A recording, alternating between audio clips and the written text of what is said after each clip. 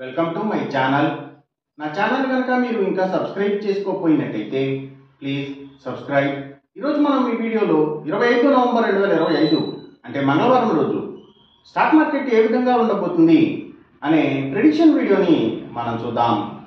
అసలు మంగళవారం రోజు ఓవరాల్గా స్టాక్ మార్కెట్ ట్రెండ్ ఎలా ఉండబోతుంది అనేది తెలుసుకునే ముందుగా ప్రీ మార్కెట్ సెషన్ గురించి మనం ప్రెడిక్ట్ చేయాలి అంటే అంతకన్నా ముందు రోజు అంటే Monday American stock market Nasdaq కొంతవరకు పాజిటివ్గా ట్రెండ్ అయ్యే అవకాశం ఉంది. అలాగే నెక్స్ట్ రోజు అంటే ట్యూస్డే మార్నింగ్ టైం ఒక పాజిటివ్ ట్రెండ్ని చూపించే అవకాశం ఉంది. ఏషియన్ మార్కెట్స్ ఒక పాజిటివ్ మూవ్మెంట్ని చూపించే అవకాశం ఉంది. సో అలాంటి పాజిటివ్ ట్రెండ్ బిగినింగ్ మనకు దొరికిన తర్వాత మన మార్కెట్ ఓవరాల్ ట్రెండ్ మనం చూడాలి అంటే అది కొంతవరకు పాజిటివ్గా ట్రెండ్ అయ్యే అవకాశం ఉంది.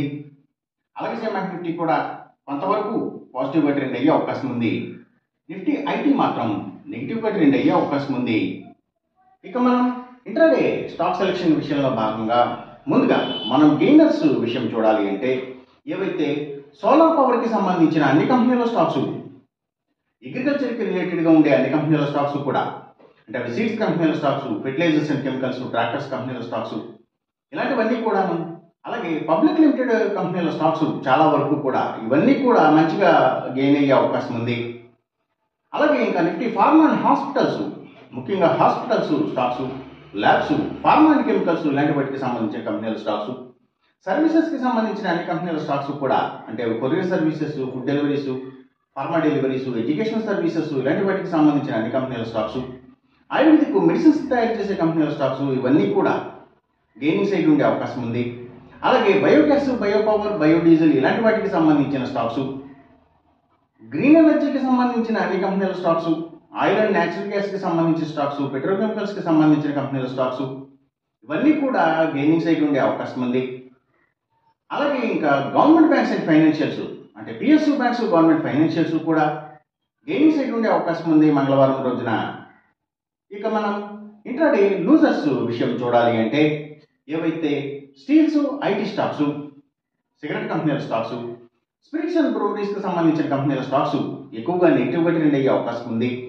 అలాగే ఇంకా లగ్జరీ హోటల్స్, డైమండ్స్, ఫ్యాషన్స్ ఇలాంటి వాటికి సంబంధించిన స్టాక్స్, సినిమాల థియేటర్ల కంపెనీల స్టాక్స్ కూడా ఎక్కువగా నెగిటివ్గా ట్రెండ్ అయ్యే అవకాశం ఉంది.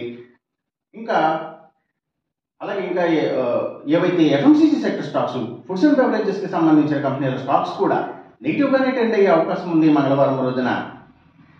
ఇక మనం ఎంసీఎక్స్ ట్రేడింగ్ విషయం చూడాలి అంటే ఏవైతే గోల్డ్ ప్రైసెస్,